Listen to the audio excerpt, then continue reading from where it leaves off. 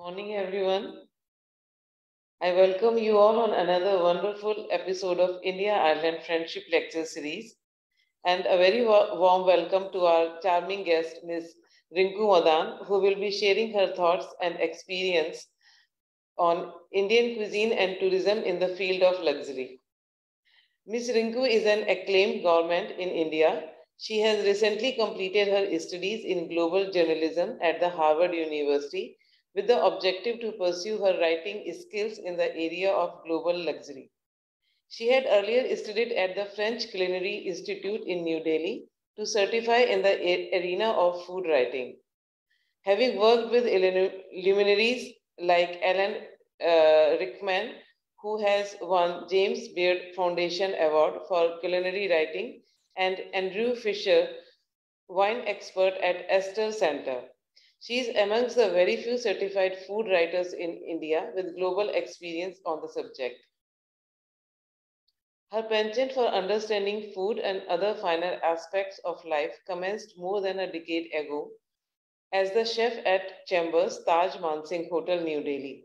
This was followed by her stint as the editor of Times Nightlife Guide, which she published for the Times of India Group.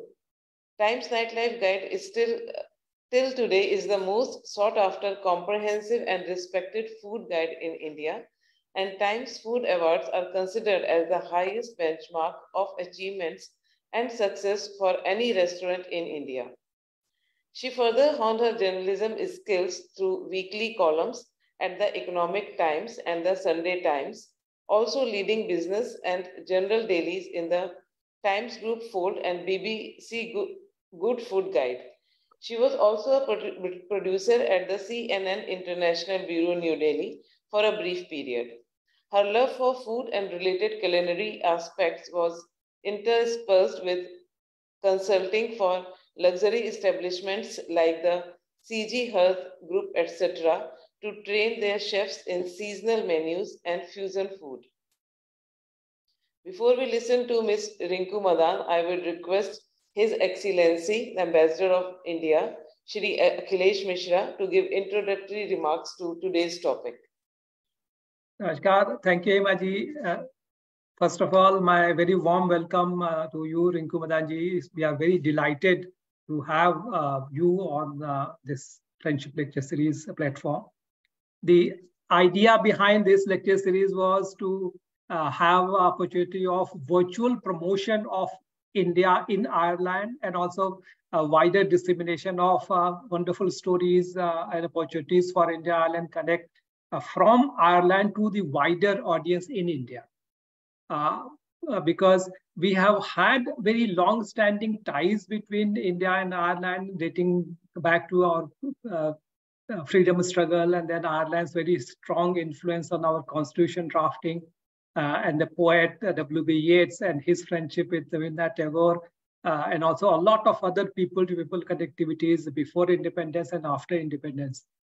We have had very vibrant connect in the past, and also we have currently very upward mobility of India-Ireland friendship. We have around maybe around 80,000 or so strong Indian diaspora. India is now the largest source of international students in Ireland. And also a lot of Indian professionals, Indian nurses are playing important role in Ireland's economic, social development. But on the broader general awareness between India and Ireland, I feel there's a lot of work to be done. And as a low-cost instrument, we have thought of this virtual lecture series so that we get to hear stories from both sides and disseminate it through social media platforms in India and Ireland. And today's topic is particularly very dear to me because tourism is the main instrument of spreading friendship and warmth between two countries. We have a modest interaction between India and Ireland in tourism. Around 50,000 Irish visit India, and also roughly the same number of Indians come to Ireland. But my feeling is that they are from India to Ireland is primarily driven by diaspora connect. And also from Ireland to India is somewhat distorted. The connection is not at the right levels. I believe that given the disparity in size between Ireland and India, Ireland has only about 5 million population. When we are looking at Ireland for tourism perspective, then we have to focus not on numbers, but we have to focus on the quality and high value. So I have been trying to encourage India-Ireland Connect in tourism sector at the highest level, most like luxury segment of tourists coming from India to Ireland and also from Ireland to India. That will transform and that will catalyze real mutually enjoyable and mutually rewarding connectivity. Yes. That is why I really appreciate your kindness to accept our invitation and share your thoughts. You have been active on many fronts, and I'm very inspired by what you are doing, not only in tourism, but cuisine, but also in general, the cultural promotion and building bonds of friendship between people of India and people of any other country. So you are an ideal person to give us the current trend in luxury tourism through cuisine and also culture and high-end facilities that India has. The range of opportunities, the diversity of attractions that India offers are really very significant. But considering the richness that we have, our appeal and also our ability to attract people is limited. So people like you can help us in more focused, more targeted engagement of people, influencers in Ireland and also Europe. Yes. And also, I know that you have been so active on the women empowerment front and the women entrepreneurship front. So this is again one area I'm very keen to work with Irish friends. So I look forward to listening to your presentation, and we will have our further conversations. Thank you. Thank you, sir. Always, you are the one who's inspired me always. I mean, right from the time I met you in Maldives, the work which you did between India and Maldives at that time and now, and then, now what you're doing with Ireland, you are the inspiration and you are the one who's proactive. So these kind words coming from you really mean a lot to me and to fellow Indians, I'm sure, especially all the ladies here. So before I start, I would say, ladies and gentlemen, namaste and jia hesh. I hope I'm pronouncing it correctly. It is an honor to stand before you today and to speak about the beautiful friendship between India and Ireland, as well as the shared passions we have for luxury cuisine and travel, and unite these two remarkable nations. I would like to thank you, sir, His Excellency Shri Akhilesh Mishra ji, the Indian Ambassador to Ireland, for propagating India-Ireland friendship for G20 in more ways than one. Today, as mentioned above, I speak on luxury hospitality, food and travel. Sorry, I'm going to be reading out of a little notes. As spoken, luxury hospitality in both India and Ireland do offer unique, memorable experiences for travelers. And a short overview of it in both these countries would be like India is known, as everybody knows, for its rich cultural heritage. We have diverse landscapes, warm hospitality. There are a wide range of luxury hotels, resorts, palaces, that would cater to any discerning traveler from any country whatsoever. Some of the renowned luxury hotel chains in India would be like the Taj Hotels, the Oberois, the Leela Hotels, ITC, Hilton, Marriott, Hyatt, IHG. We also have a brand, super luxury brand from IHG called the Six Senses in India now. And there are also many standalones like the Lodhi, Claridge's, Four Seasons. These are hotels which actually offer bespoke hospitality. And mostly in the metros and cities, there are luxury hotels that do provide world-class amenities, exquisite dining options, and impeccable service. Many of these hotels also feature, world-class spas and wellness facilities, multiple varied dining options, obviously, and concierge services, which make it a very personalized stay anywhere they would be. Speaking of which, India is also home to several heritage hotels, which are former palaces forts and havelis. Havelis would be traditional mansions that have been converted into luxury accommodations. These heritage properties offer a glimpse into India's regal past, while providing luxurious and opulent stays. Literally, I mean, the vast expanse in which they are made, the acres and acres of land, and the architecture is all very, very, what should I say, astounding when you stand there and have a look. Some examples would be like the Umaid Bhavan Palace in Jodhpur, the Lake Palace in Udaipur, Rambagh Palace in Jaipur, the Six Senses Fort in Barwara, Oberoi Uday Vilas, the Grand Bharat ITC, Leela Palace, New Delhi, etc.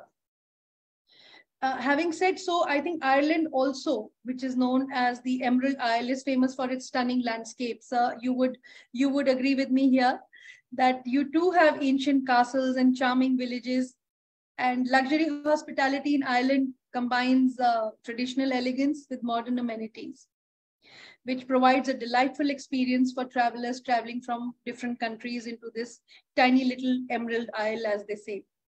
The country boasts of a range of luxury hotels, manor houses, and country estates. In cities like Dublin, you will find luxury hotels offering top-notch service, elegant accommodations, and gourmet dining options. You actually have places like the Shelbourne Hotel, the Marion, the Intercontinental, Anantara, Savoy, Westbury, etc., which are known throughout the world for their luxurious offerings. The Irish countryside also is dotted with beautiful country estates and manor houses that have been transformed into luxury accommodations. These properties often feature expansive gardens, golf courses, spas, and some of them would be the Adair Manor in County Limerick, the Ashford Castle. There are some in Laois as well. Though I haven't been to Ireland, but I do since Akhilesh ji is over there, so I do keep seeing his page and the beautiful things that are happening in Ireland. Furthermore, Ireland's coastal areas also provide opportunities, for luxurious seaside escapes. There are luxury resorts and hotels in scenic locations like the County Clare's Cliffs of Moher, County Galway's in Connemara region, etc., I mean, it's a very small country, but extremely rich in beauty. So having said that, both India and Ireland, luxury hospitality focuses on providing personalized service, exquisite cuisine, and attention to details. Whether you choose to explore India's vibrant cities or Ireland's picturesque landscapes, you can expect a luxurious and unforgettable stay in both the countries. And when it comes to food, both the countries boast of a culinary tradition that is known across the globe. It is actually a renowned, our cuisine is renowned across the globe as I speak of today. India, as we know, that is a treasure trove of flavors. Indian luxury cuisine features elaborate dishes prepared with rich ingredients like saffron, cashews, ghee, which is clarified butter, and exotic spices. These things have actually started being used across the globe now in various like turmeric lattes, and all these things are being used now, but which we have grown up eating as normal household things. Also, we have diverse regional cuisines that encompass a multitude of spices, aromatic herbs, and mouth-watering delicacies, from the rich curries of the north to the fragrant biryanis of the south. Indian cuisine is actually like a tapestry of taste that tantalizes the senses. Some examples which I would like to give of our luxurious cuisines, would be like, traditional Indian royal cuisines such as Mughalai and Awadhi showcase the opulence and grandeur associated with luxury dining. Awadhi cuisine originating from the city of Lucknow. And I think, sir, you are also from Lucknow, if I'm not mistaken. Yeah, from UP. Yes. So from UP. So yes. So Awadhi cuisine originating from the city of Lucknow is known for its royal heritage. The indulgent flavors like the dum biryani, galotis, niharis, keema, these are some iconic dishes of the cuisine which are unmatched. Then there is the Mughalai cuisine, which is deeply influenced by the Mughal era, as the name suggests, and offers a blend of Persian and Indian flavors. Some popular Mughalai dishes would be like butter chicken, kebabs, kormas, sheer kurma, which is a dessert. Then we come down to the Rajasthan side, which, the Rajasthan royal cuisine showcases opulent flavors and unique preparations like lal mas, safed mas, dal bati churma, which are lentils and baked dough balls, and which is served with a sweet crumble. This is the best way to describe it, and they're obviously very delicious. Then there is gatte ki sabzi, which are gram flour dumplings served in sort of a curry. These are just a few examples, and my mouth is already watering talking about these. Then we have our coastal regions, which offer exquisite delicacies like, Malabar fish curry, Goan prawn curries, Mangalorean vegetarian curries. We have the Andhra Sadyas, which are served traditionally on banana leaves, and there are various, this is the time of when they have their holy month. So, there is like maybe 21 or 27 kinds of small varieties of things which they serve throughout, which is really actually a luxury if you get to eat them. Then we come up to the north, which is Kashmir, and it is known for its rich and aromatic flavors like the Rogan Josh, the Yakhni, which is the yogurt-based meats and vegetables, Nadru, which they make, which are lotus stems, and Hak, which is a special Kashmiri saag, a spinach. Then they also do this, Kashmiri pulao, which are infused with a lot of dry fruits and saffron and all of that, and a rice pudding called firni, which is also doused liberally with, edible, not gold, but edible silver and saffron on it. Similarly, South India has a diverse range of cuisines like the Chettinad chicken, Malabar parathas, dosa, idlis, Mysore pak, etc., etc. Our food is exemplary. Bengali cuisine also offers a blend of sweet and savory flavors. Some dishes include machar jhol, which is fish curry. Ilish, the hilsa, is also a special fish of Bengal, which is made in mustard sauce. Luchis, are sort of puffed deep fried breads. Rasagullas, mishti doi is a sweet baked yogurt. So this was basically about just a drop in the ocean about our cuisines. But to tell you a little more, basically India is a country with a rich culinary heritage and diverse regional cuisines. While Indian cuisine is often associated with flavorful street food and traditional dishes, there is also a growing appreciation for luxury cuisine that showcases the country's premium ingredients and culinary creativity. Luxury cuisine in India often blends traditional flavors with contemporary techniques to create unique and opulent dining options. Here are some aspects of luxury cuisine in India. As of today, these are the growing trends. Since the past few years, there has been an advent of a lot of fine dining restaurants, especially in the metros like Delhi, Mumbai, Bangalore, Kolkata. The fine dining scene is growing over here like nothing. These restaurants, they offer elegant settings, attentive service, elaborate tasting menus that showcase the best of Indian and international ingredients. We also now have celebrity chefs amongst us, and India has actually produced quite a number of them who have gained recognition both domestically and internationally. These chefs often experiment with fusion, modern and traditional cooking, drawing inspiration from various regional cuisines and global culinary trends.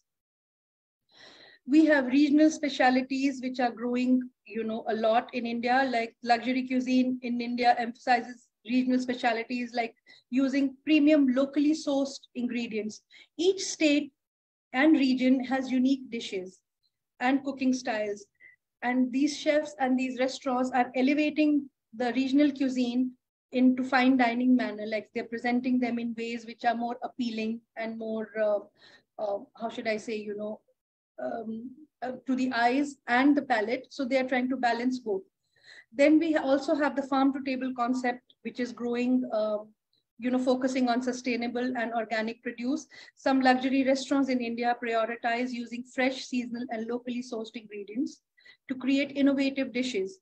This also helps reducing carbon footprints and increasing the sustainability, which are very important in today's times. We have actually people like, small entrepreneurs growing microgreens and their own herbs and everything, and organic produce, which people are really, really interested in buying and using them for cooking. Then we come to molecular gastronomy. Some high-end restaurants in India experiment with molecular gastronomy, blending science and culinary arts to create visually stunning and gastronomically captivating dishes. Royal and heritage cuisine. Some luxury restaurants in India offer a glimpse into the royal kitchens of the past, reviving traditional recipes that were once exclusive just to royalty. These dishes are often elaborate and have historical significance. Then there are exclusive ingredients. Luxury cuisine in India incorporates exclusive and expensive ingredients like truffles, saffron, edible golds, premium cuts of meats, and rare spices. There are restaurants like Inja at the Manor Hotel in New Delhi, which are doing this a lot. Then, like I mentioned above, tasting menus. Tasting menus are essentially multi-course tasting menus which commonly feature in Indian luxury restaurants. These menus allow the diners to experience a variety of flavors and textures in a single meal. Like, for example, we have the fabulous Indian accent, which has also been a part of the India's 50 best restaurants at the Lodhi Hotel, which does a beautiful tasting menu. Then there are themed dining experiences. Some luxury restaurants in India provide dining experiences offering unique ambience and complementing, the culinary journey, like the Orient Express at the Taj Palace Hotel, which is built inside a train, and it gives you that sort of an experience of being in the old Orient Express. If you've seen the movie, the French movie Orient Express, it tries to incorporate that into the theme. We also have several award-winning restaurants, and we have that have earned national and international awards like Asia's 50 best restaurants and other prestigious culinary accolades. It is also worth noting that luxury cuisine in India is a dynamic and evolving concept shaped by the country's diverse culture, culinary heritage, and the creativity of its chefs. When seeking a luxury dining experience in India, it is best to research and explore the offerings of various top-rated restaurants in your desired city or region. If you're visiting India, then it would be best to do this little research and to know what you like and which city and everything. So these are just a few examples of the luxurious cuisine that you can find in India. We obviously have a plethora of flavors, spices, techniques that make our food very desirable across the globe. And, as we all know that, about Ireland, they also have a number of Michelin-starred restaurants. They have extremely nice. There is a very good restaurant there called Patrick Gibo in Dublin, which is it holds 2 Michelin stars, which offers exceptional dining experience. And Chef Guillaume Zabran, creates innovative and beautifully presented dishes using finest Irish ingredients. So Indians traveling to Ireland get an opportunity to experience, dining options which are not like India, which are completely, we don't have Michelin stars here. Ireland has a lot of Michelin star restaurants and a lot of regional, homegrown products which they use for cooking as well. So, food not only satisfies our taste buds, but also deepens the cultural ties between our nations. Luxury travel has also played a significant role in strengthening the bond between India and Ireland. India's rich history, diverse landscapes, and architectural marvels have attracted travelers for centuries. From the majestic Taj Mahal to the tranquil backwaters of Kerala, India offers a myriad experiences that immerse visitors in its vibrant tapestry of colors, traditions, and spirituality. And talking about luxury tourism in India, India is home to several magnificent palaces that have been converted into luxury heritage hotels that offer royal experience with opulent interiors, personalized service, and a glimpse into the actual India's regal past. We also have now started, since a while now actually, luxury wildlife safaris. Since we are known for our diverse wildlife And the national parks like Ranthambore, Bandhavgarh, Kaziranga, these safari spots offer comfortable accommodations and thrilling wildlife accommodations, and of course the food. We also have Ayurvedic retreats and spa resorts. India is renowned for its traditional Ayurveda healing practices, which come from natural herbs and all, which grow in India.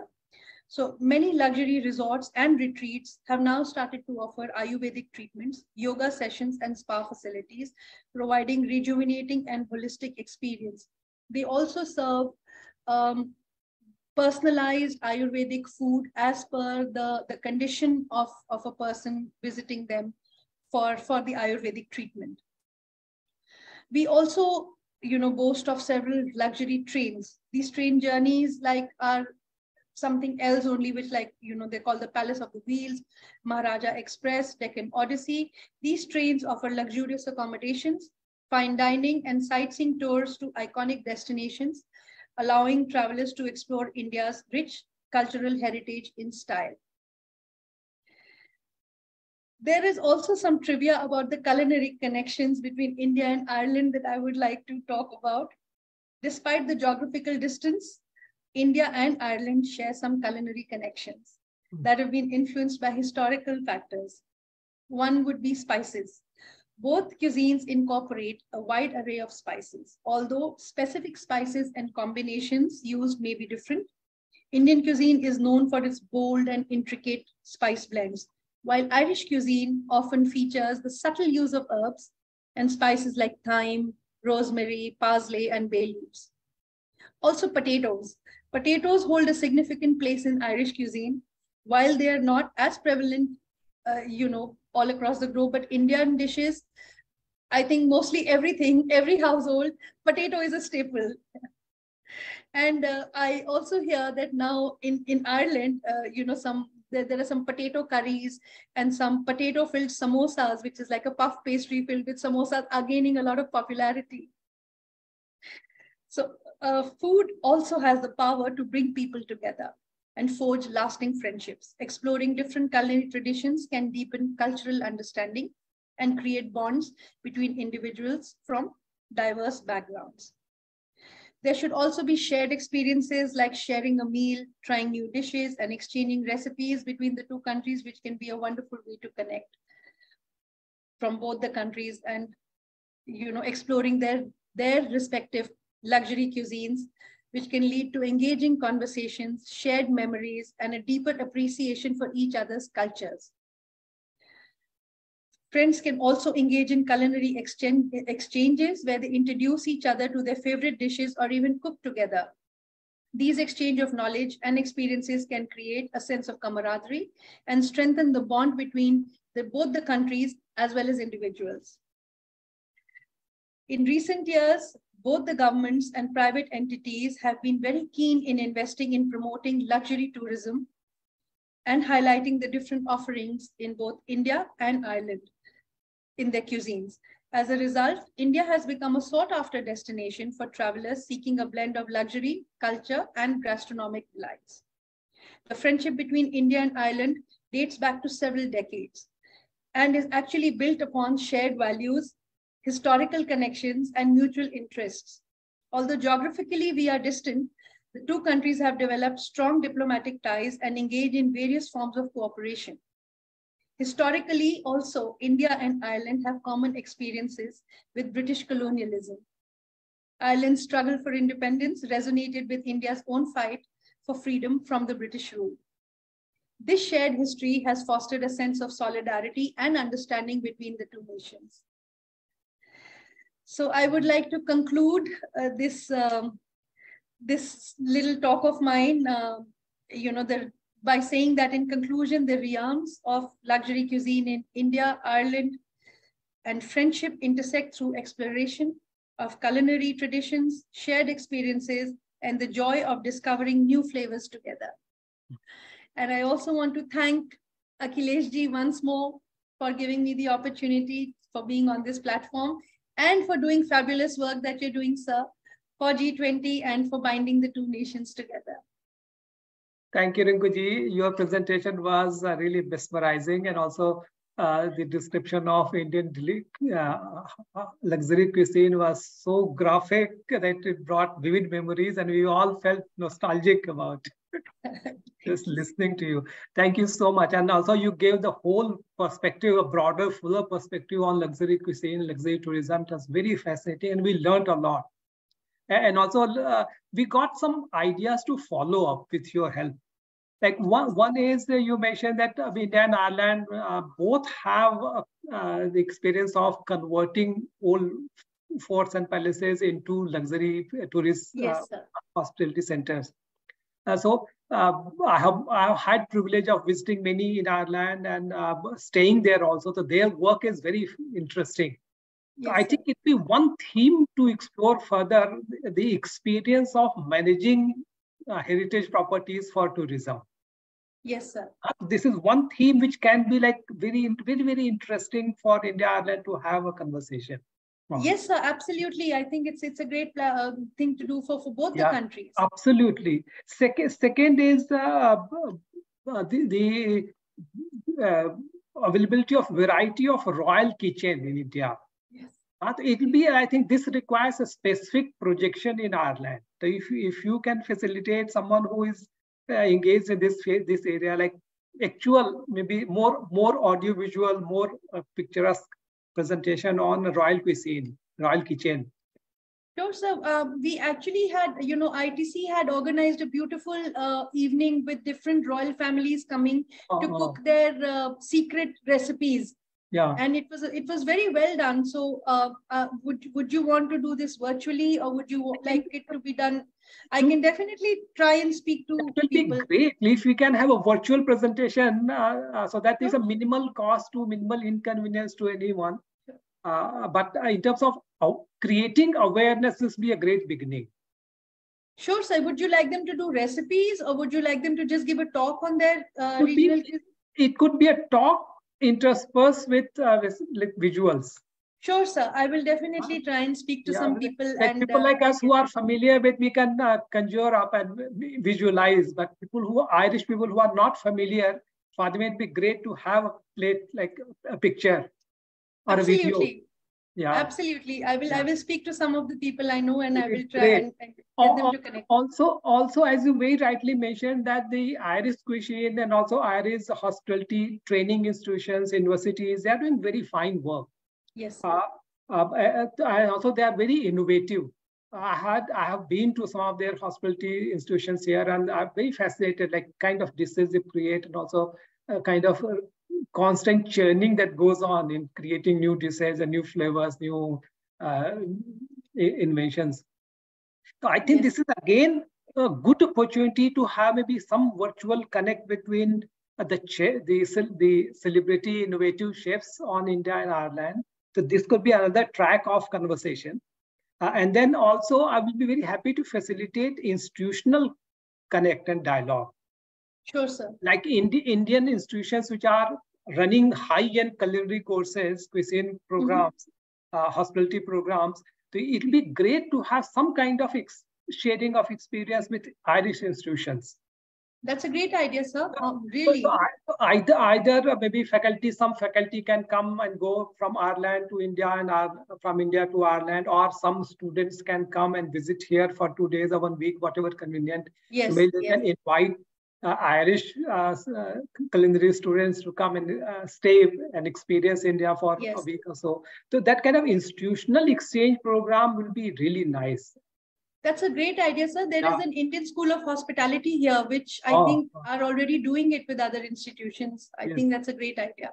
Also, you mentioned farm to table initiative. That's a very high, like sustainability is very high priority for Ireland, and also is becoming fashionable in India. Yes. So this is again for luxury tourism. This is a good area to focus. Yes, sir. It is also fresh, and carbon footprint is reduced. So absolutely. So again, this idea needs to be developed, and we can have a special India-Ireland friendship program focused on experience on Indian side and all on the Irish side about how we are doing. Yes. What kind of innovations, what kind of new dishes are being created. Absolutely. So someone, if so you it's know, called the 50 mile. It's called the 50 mile. So that you only take everything which is within the 50-mile radius from you, so that you give work to the people around you, and you use your local ingredients. How nice. Also on B2B side, I have two ideas. Thanks to you. That we need to connect, like you are an influencer on luxury tourism. Yes, sir. We need more B2B connect. Like your connect with your counterparts in Ireland who are writing and specializing in promotion of Irish cuisine and Irish luxury tourism. Similarly, who are the people in India who are doing actual handling of luxury tourists, high-end tourists? Focus on these areas. Okay. So there are companies, like I think the Creative Travels is one whom I know who are big time into luxury tourism. You can help again explore this angle. Sure, sir. We can have a chat about it. Eventually, we will need more B2B connect. Yes, I agree. Like absolutely. People who are actually handling high-end tourists going abroad from India. If they could be exposed to what is happening in Ireland. Similarly, the Irish people who are handling high-end tourists going to other countries. So if they get connected, engaged with the Indian high-end tour operators, travel agencies, so that will actually boost our tourism, high-end tourism that we are looking for. Absolutely, sir. Similarly, golf tourism also has significant opportunities. Yes. Ireland also has beautiful locations and beautiful golf courses and very nice, very picturesque, scenic locations. So in India, if you know of people who handle golf tourism, sir, we can find out for sure. I'm sure, because it's huge. Golf is huge in India as well now. And growing very popular. So this also can be a good India-Ireland friendship activity. Yes, and that boost business, high-end tourism, luxury tourism. Golf combined with your mouth-watering cuisine and historical Absolutely, culture. Sir. I think it's a great idea. So it has to be thought of in a broader, fuller menu rather than very segmented. We have world-class golf courses in India I know, but we have not tapped that opportunity in Ireland. Nor Ireland has been able to attract many Indian golfers. Yes. I mean, I don't play golf, but I know a lot of golfers, and they are very enthusiastic about traveling and playing everywhere. So this could be a great idea. Yeah. So you have given us not only a lot of information about Indian high-end food, but also given a lot of food for thought. Sir, you are too kind. You are the one who has taken out all these ideas from this little talk which I gave. So credit goes to you. Super. And we do look forward to welcoming you in Ireland, because your visit will give us a lot of ideas and a lot of friendships will be established. Business connects will be established. So we look forward to welcoming you in Ireland. Thank you, sir. I really look forward to that. Thank you, sir. Thank you so much for your time. Thank you so much for the wishes to your family, and Riti conveys her regards to you too. Please give her my regards. She's so lovely. I look forward to seeing you soon, sir. Thank you. All the best.